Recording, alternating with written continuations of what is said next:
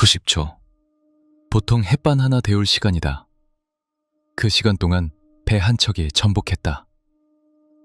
벨기에 제브류의 항. 이곳은 영국행 카페리가 주력으로 입출항하는 항구다. 마치 우리나라 부산과 후쿠오카처럼 일상적으로 해외여행을 출발하는 항구다.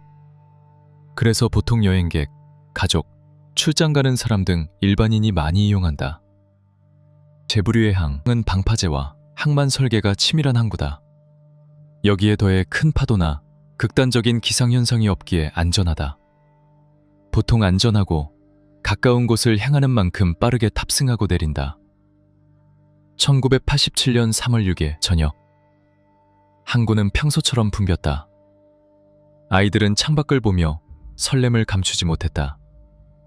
출장을 앞두고 바쁜 회사원과 여행을 가는 연인들도 있다. 이들이 타고 있는 배는 히어롤드 오브 프리 엔터프라이스호. 이 배 역시 카페리 선박이다. 카페리는 차량 그대로 탑승한 채 타고 내릴 수 있다.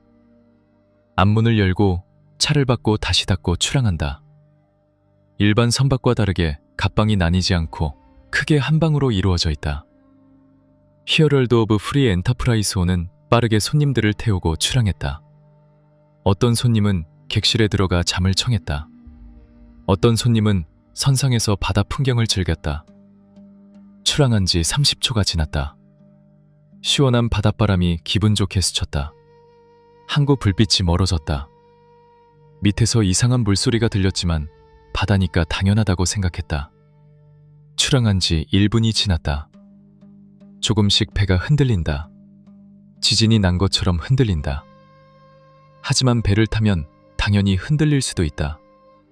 사람들은 대수롭지 않게 생각했다. 출항하기 전 승선한 손님들은 저마다 쉬러 떠났다. 그리고 배의 탑승구를 닫는 직원도 쉬러 떠났다. 사고 당시 보조갑판원 마크 스탈리. 이 사람의 역할은 출항 전 앞문을 닫는 간단한 일이다. 보통 의문이 들 수 있다. 왜 그런 중요한 일을 맡은 직원은 쉬러 갔나? 또 한 가지 의문이 든다. 이런 중요한 일을 왜 자동화하지 않나? 당시 카페리는 석도가 우선이었다.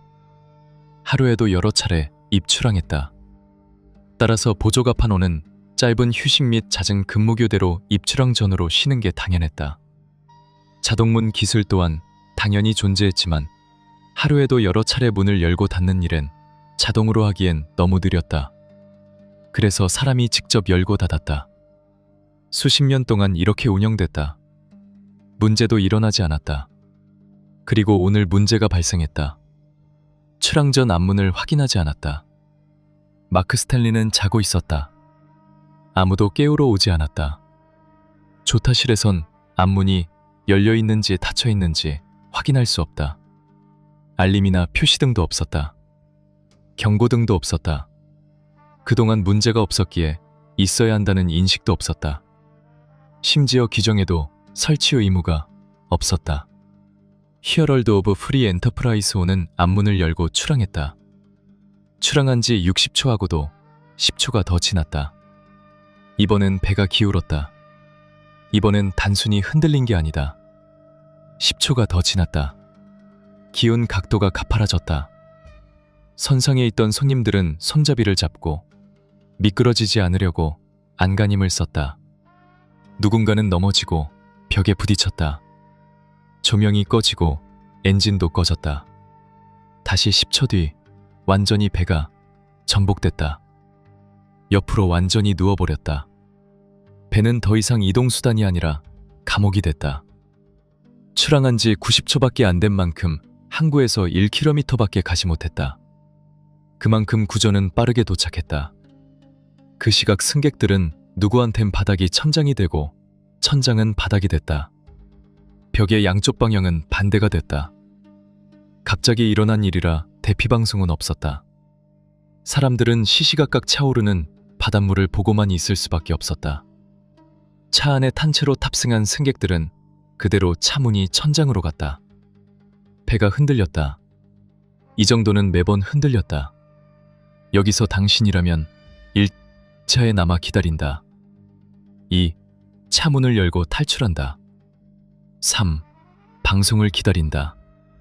결과는 잠시 뒤, 시간이 조금 지나자 차가 한쪽으로 기울었다. 컵홀더에 있던 동전이 천천히 굴러갔다.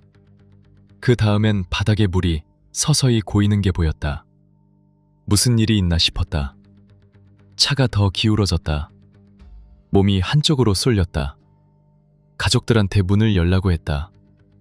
하지만 아내 또한 몸이 차 한쪽으로 쏠려버렸다. 심지어 아기를 감싸느라 탈출할 여념이 없었다. 나는 내 몸쪽 차문을 힘껏 밀었다. 하지만 차문 앞엔 벽이 있었다. 절대 열리지 않았다. 위아래가 구분되지 않았다. 정신이 없는 찰나였다. 우선 안전벨트라도 풀려고 했다. 근데 보이지 않는다. 지금 내가 어떤 방향인지도 모르겠다. 차에도 물이 차오르기 시작했다. 이미 차량은 절반 이상이 침수됐다. 차가 한쪽으로 굴러떨어지기 시작했다. 내 창문 앞으로 갑자기 차가 굴러떨어졌다. 충격에서 헤어나오고 잠시 후 이미 차 안은 물로 가득했다. 결국 차문은 열리지 않았고 전기가 나가 방송은 나오지 않았다. 지시도 없었으며 차에서 기다리기엔 물이 너무 빠르게 차올랐다. 90초가 지났습니다. 당신은 결정을 내렸습니까? 구조대는 빠르게 도착했다. 하지만 완전히 옆으로 누운 배는 다시 세울 수 없었다. 완전히 누운 배로 진입하기도 사람을 구출하기도 쉽지 않았다. 구조 선봉대는 벨기에 공군 헬기와 벨기에 해군 잠수요원이 맡았다. 이들은 헬기 위에서 선체 전체의 상태를 파악한 후 외부에서 생존자의 위치를 식별했다. 잠수요원은 선박 주변 수중 상태를 확인했다. 배가 옆으로 누웠기 때문에 정상적인 출구로는 나올 수 없었다. 구조자들은 옆면 창문을 부숴 출구로 바꿨다. 불행 중 다행히 창문의 재질이 강화유리였다. 강화유리는 부술 때 큰 파편으로 부서지지 않아 탈출구를 만들기 쉬웠다. 하지만 구조는 지연됐고 밤이 깊어졌다. 밀물이 들어오고 시야가 축소됐다. 이 상황에서 무리한 구조는 구조자의 생명도 위협할 수 있다. 구조가 지연되던 사이 배 안에 남아있던 사람들은 사망하고 만다. 총 539명, 승객 459명, 승무원 80명을 태운 히어럴드 오브 더 프리 엔터프라이즈호는 346명만 살아 돌아올 수 있었다. 나머지 193명은 다시 돌아오지 못했다. 해당 사건은 영국에서 미스터 저스티스 베리 시인이 조사를 진행했다. 조사 결과 선장 1년 자격정지, 수석 항해사 2년 자격정지, 처분이 내려졌다. 또한 운영사 P&O 유로피언 페리스 리미티드는 법인 과실치사로 기소됐다. 하지만 재판은 증거 불충분으로 회사 및 고의 책임자에 대한 무죄 판결을 내렸다. 이 사건 이후 카페리의 문 관리 안전 대책 강화 및 절차가 개선됐다. 앞문도 닫혔는지 확인하는 절차가 의무화됐다. 처음 일어난 문제로 193명이 목숨을 잃게 된 후였다.